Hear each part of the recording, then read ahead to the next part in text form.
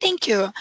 And let's go now to our second presentation. Shall I venture to study abroad without a scholarship? I don't know about that, but Clarissa definitely knows. So she's a scientist. She has a bachelor in biology with major in genetics and biotechnology, and she is a PhD, and she also has a master in biomedicine with major in neuroscience. So how she combined all these elements with her love and passion for empowerment, she will tell herself, but this helped her to found and direct the ECPAPALEC, an organization focusing on empowering Latin American students by offering both a program of professional mentorship and program of women empowerment. And she's also ambassador of Sustainable Development Goals in Peru, and of course our alumni and champions for change. Without any further ado, I would like to give the floor to Clarissa.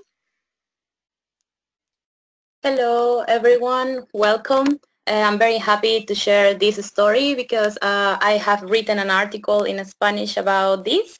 And if we go to the next slide, I can start telling you what was my life in 2008.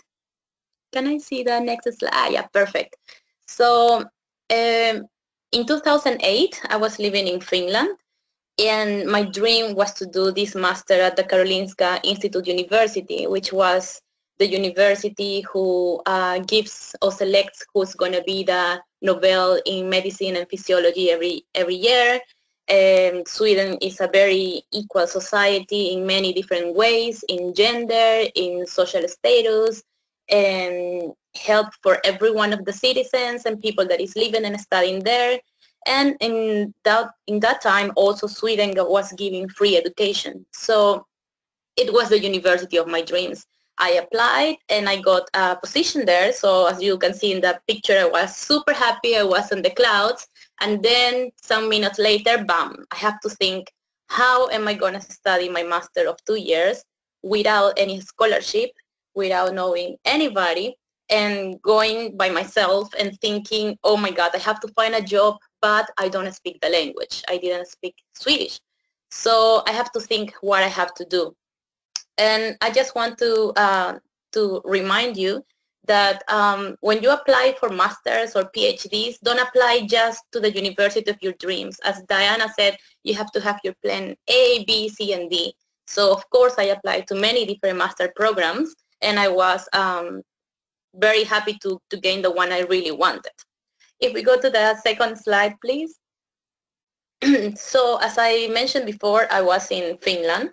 In that time, I was working as a research assistant at BioCity Turku, which was a biotechnology institution. And I was earning 1,000 euros, which was not enough for saving money to live in Finland and then save money to live in Sweden. That was simply impossible. So how do I got this scholarship? Because I went to Finland as an exchange student, and then as soon as I arrived, I looked for an opportunity for an internship. So I worked for free for 1 year in this institute, and then when my scholarship to study in Finland finished, I talked to my boss and said, look, my scholarship has finished, but you know how my work is. I'm very passionate about science. Would you like to give me scholarship to stay? So he said, of course, I know your work. Please stay with us. And that's how I had this scholarship to live in Finland for 1 more year. So with that in mind, I just want to remind you that you don't only have to seize for opportunities. I mean, you don't have to only seize them, but you have to dare to ask for these opportunities. If I would have never asked my boss if I could stay because I was embarrassed or because I could think that whatever, I would have never stayed in Finland for 1 more year, and maybe I wouldn't have had the chance to work a little bit extra to gain some money to go to Sweden. Next slide, please. So what I decided to do is when I received the news that I will study in Sweden, it was May. So I thought I need to find another job. And so I start talking with everyone, all my friends, and say, hey, I need a job. I know I don't speak Finnish, so I cannot work as a bartender, or I cannot work, you know, with customer service. So what do I do? And that's how I found a friend that told me, hey, you know, there is this ship, there is the Viking line that is on the on the picture that goes from Sweden to Finland every day. It goes and comes back. You don't need to speak Finnish, and you have to go there and you will work as a cleaner. So you can choose how many hours do you want to work, and it starts at 6 a.m. and then finish at 8, and then it starts again at 6 p.m. and it finishes at 8 p.m.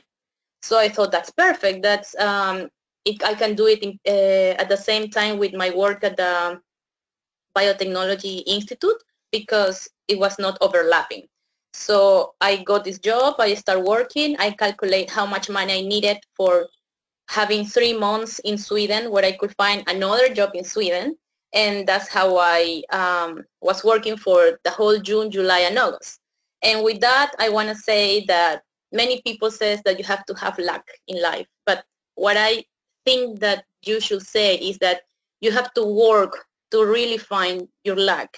And in this way, talking with everyone about what you want to do will always give you ideas about which kind of opportunities you can search, or which people you have to talk to.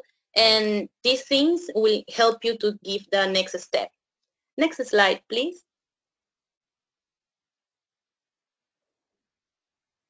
So I worked really, really hard during these 3 months, and as I planned, I had enough money to live without working for 3 months in Sweden. Anyway, as soon as I arrived, I started looking for a job. But in this case, I didn't know anybody, and I didn't have friends yet, and I didn't speak this new language, which was Swedish. So I started freaking out a little bit, but I had the confidence that if I could do it, if I could set my mind that I could do it, I will just do it. So the first thing that I can say is that no matter where you go, the problems are not new. So I arrived in 2008, but I'm sure that many people was arriving in the same situation as me before I arrived.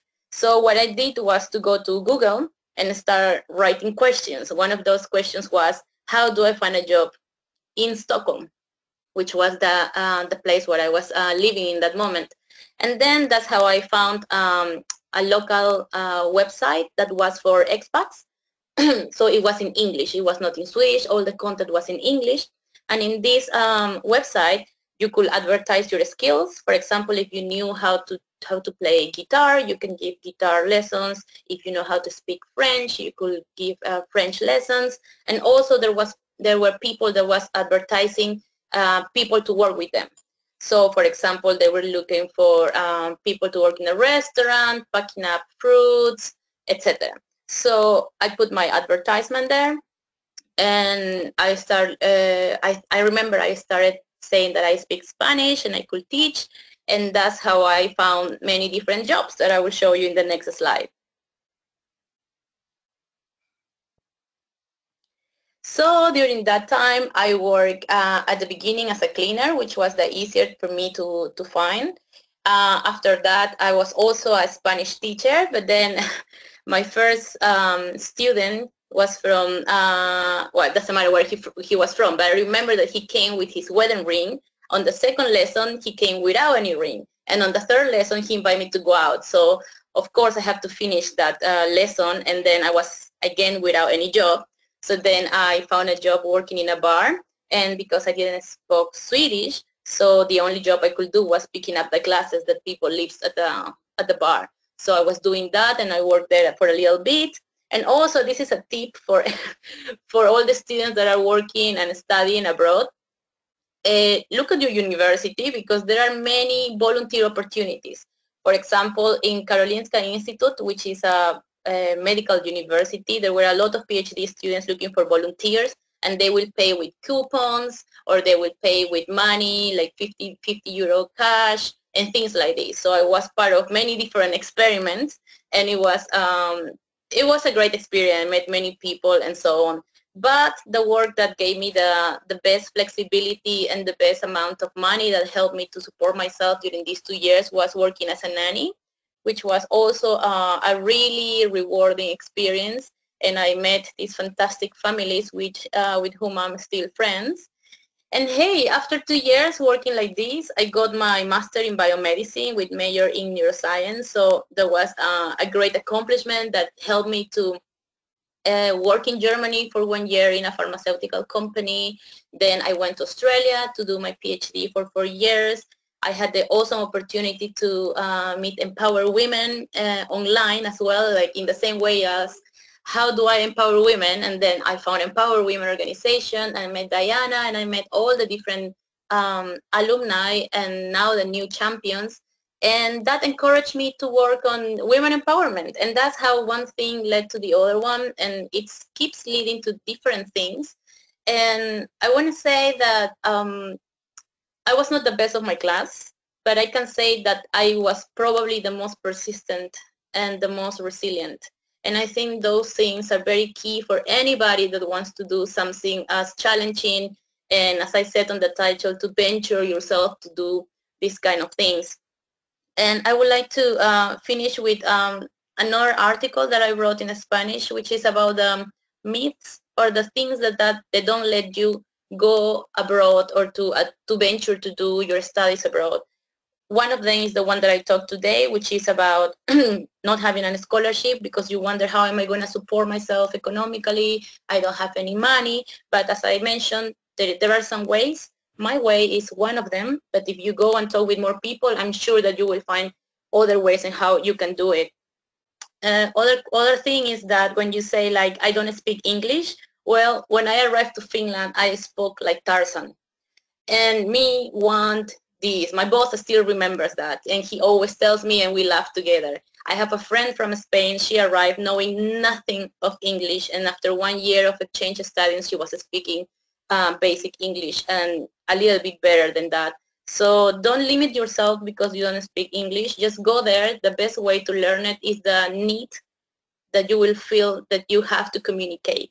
I remember that, well, I say a lot of jokes, and when I just arrived to Finland, I wanted to say a joke, but then when I was thinking of how to translate it, everyone was in another topic. So that's one funny thing.